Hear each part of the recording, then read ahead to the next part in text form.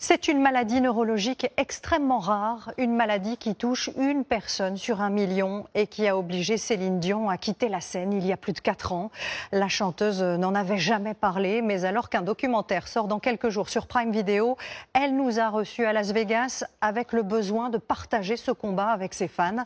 Une interview exclusive que vous entendrez après ce reportage signé Florence Lecnec et Alexis Tranchant. Céline Dion malade et en souffrance dans sa maison de Las Vegas. Contrainte au repos, à des prises de médicaments quotidiennes, quand les crises ne l'obligent pas à appeler les secours. Le documentaire lève le voile sur la maladie rare qui la touche, celle de l'homme raide. Je ne peux plus faire ce que je veux. Je suis prisonnière. Ce sont des raideurs qui surviennent généralement dans le haut du corps, donc la poitrine, le ventre, le dos et le bas du dos. Et bien sûr, il y a des muscles tout autour des cordes vocales et quand ils se contractent, cela forme des spasmes et ces muscles ne peuvent plus fonctionner normalement. Une maladie auto-immune sans traitement miracle.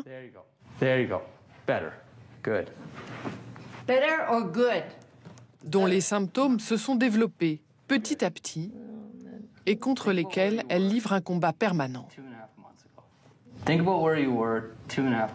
C'est une bagarre de chaque instant. Si je ne peux pas courir, eh bien je marche. Si je ne peux pas marcher, je ramperai. Un témoignage livré sans aucune restriction. On l'a su partout, dans sa penderie, sa salle de bain. Elle m'a dit « tu es là, alors maintenant ne me demande plus et filme ». Le premier jour, j'étais là quand on lui plantait une aiguille dans le bras pour une injection. Une mise à nu qu'elle admet avoir aussi réalisée pour ses 3 fils, afin qu'ils saisissent ce qu'elle endure. Et pour un public auquel elle n'avait plus parlé depuis 1 an et demi. Je n'étais vraiment pas prête à dire quoi que ce soit avant. Les costumes de scène rangés, mais à portée de main, pour des bouffées de nostalgie revigorantes. Quand une fille aime une paire de chaussures, je peux vous dire qu'elle s'arrange pour que ça lui aille. Du 36 au 42, je prends, on y va. Le portrait brut d'une combattante filmée pendant plus d'1 année et dont toute l'énergie est destinée à contrer les effets de la maladie. Pour deviner aussi une envie, un espoir. Reprendre le chemin des studios et pourquoi pas chanter à nouveau. Merci beaucoup Céline Dion de nous recevoir ici à Las Vegas où vous habitez. La dernière fois que vous vous êtes adressée à vos fans, c'était il y a 1 an et demi pour leur apprendre votre maladie. Avant toute chose, j'ai quand même envie de vous demander comment vous allez. Ça va bien. Ça va bien. C'est une maladie avec laquelle je vais vivre toute ma vie. Je peux pas faire trop physiquement parce que j'ai tellement envie d'être sur scène demain que si je fais trop, je peux avoir une crise et puis stimuler le corps trop. Le corps se raidit, hein, c'est ça? Le corps se raidit, la voix, tout arrête de fonctionner. Ça peut être pour quelques minutes, mais ça peut être des heures aussi. Mon système immunitaire est pas assez fort pour combattre et pour me défendre. Donc je perds conscience, je fais des crises. C'est pas c'est pas des crises, c'est comme c'est des épisodes où c'est presque comme comment je pourrais vous expliquer. C'est comme ça devient tellement intense qu'on perd conscience. Ça fait plusieurs années. Je vous dirais presque 17 ans. Ça a commencé dans la voix. J'ai essayé de trouver des ponts, des tunnels, d'amener ma voix à des endroits différents. Chanter un peu plus par le nez. Parce que vous aviez déjà des douleurs?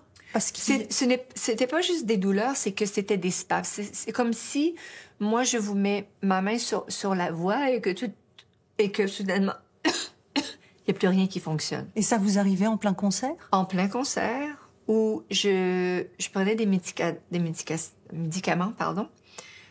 sans savoir au tout début. Et quand je pouvais pas chanter, j'avais des spasmes dans la gorge. Le corps commençait à se raidir, la nervosité à travers tout ça. On cancellait des spectacles. Ça commençait à être très pénible. Vous annuliez des spectacles? J'ai annulé beaucoup de spectacles.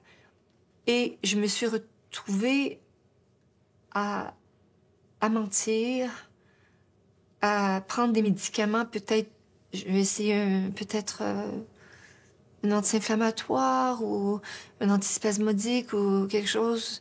Je peux faire plus de saline ou des bains vapeurs avec l'eucalyptus. J'ai commencé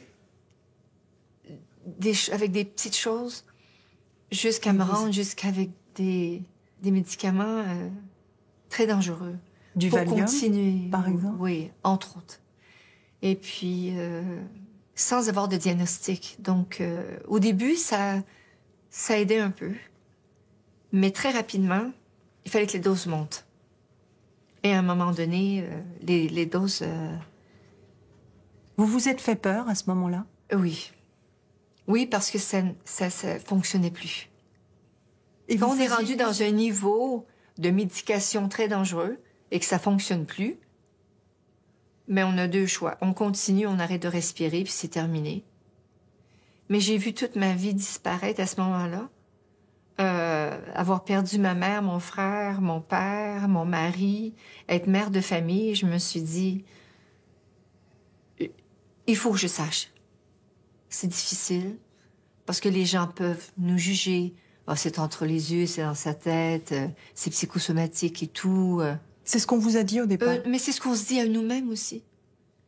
Quand on vit avec ces trucs très longtemps, the show must go on et je dois faire le spectacle, je dois être brave. On se donne tellement, on se met tellement de poids sur soi-même qu'on va en crever. Et ça n'en vaut pas le coup quand on est mère.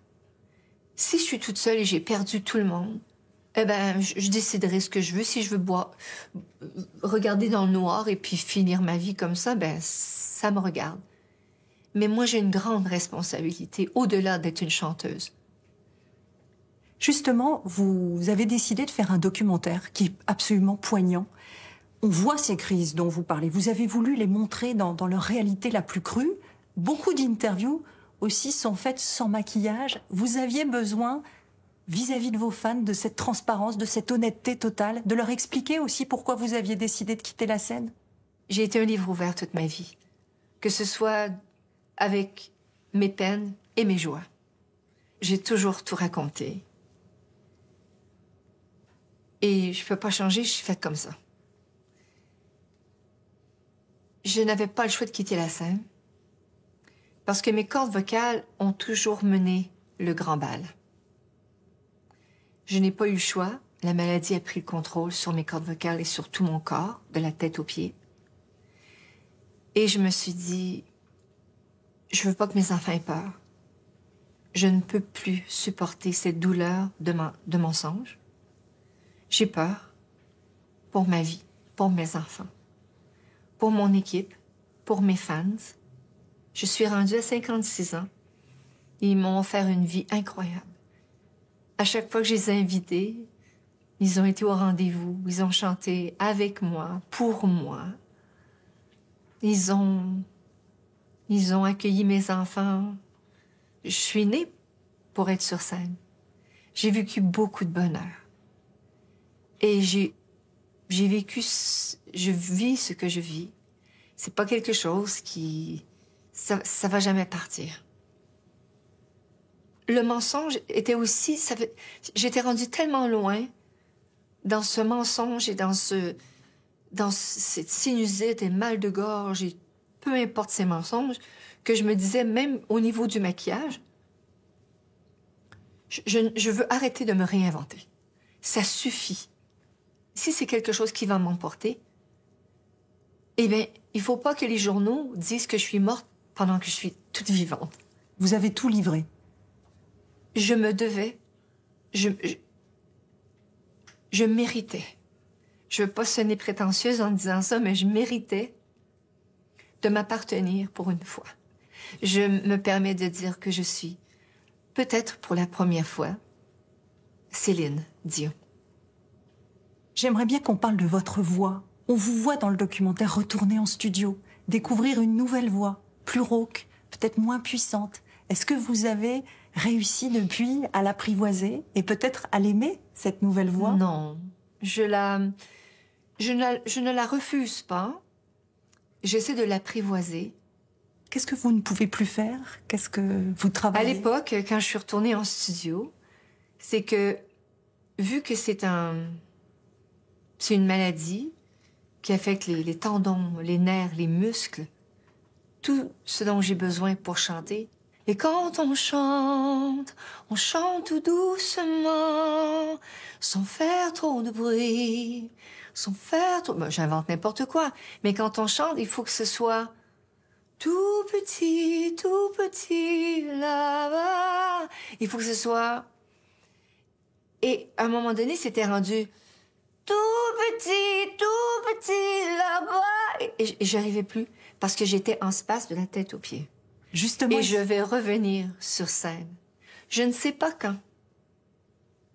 Mais je vais revenir sur scène.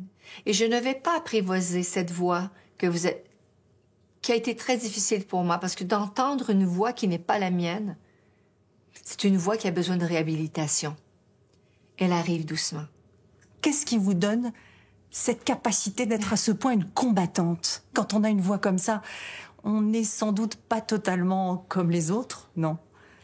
Moi, je me sens comme les autres. Moi, je pense que le don de chanter, c'est familial. C'est pas juste moi qui chante dans la famille. Beaucoup de chanteurs. Tout le monde dans ma famille. Mais vous avez eu une musiciens. carrière, on voit d'ailleurs dans le film, une archive extraordinaire. Vous êtes toute jeune et vous dites déjà « je serai une star internationale ». Oui, mais j'étais tout en haut de cette échelle avec la tête dans les nuages et je voulais avoir une carrière internationale. Et ces fans m'ont donné une carrière internationale. Et c'est une des raisons aussi pourquoi j'ai fait ce documentaire. Parce que je veux qu'ils sachent. Ne vivez pas des douleurs seuls. Parlez à vos voisins, vos amis, vos amoureux, vos enfants, votre Acceptez époux. vos faiblesses, c'est ça que vous De avez les fait? accepter, mais aussi d'en parler et de consulter. De consulter. Ne souffrez pas seul. Merci beaucoup, Céline Dion. Merci de C'est votre moi. sincérité. Merci, vous me manquez beaucoup. Je vous dis à bientôt. Je me permets de vous dire à très bientôt. Merci infiniment. Bisous à tous. À bientôt. Ciao.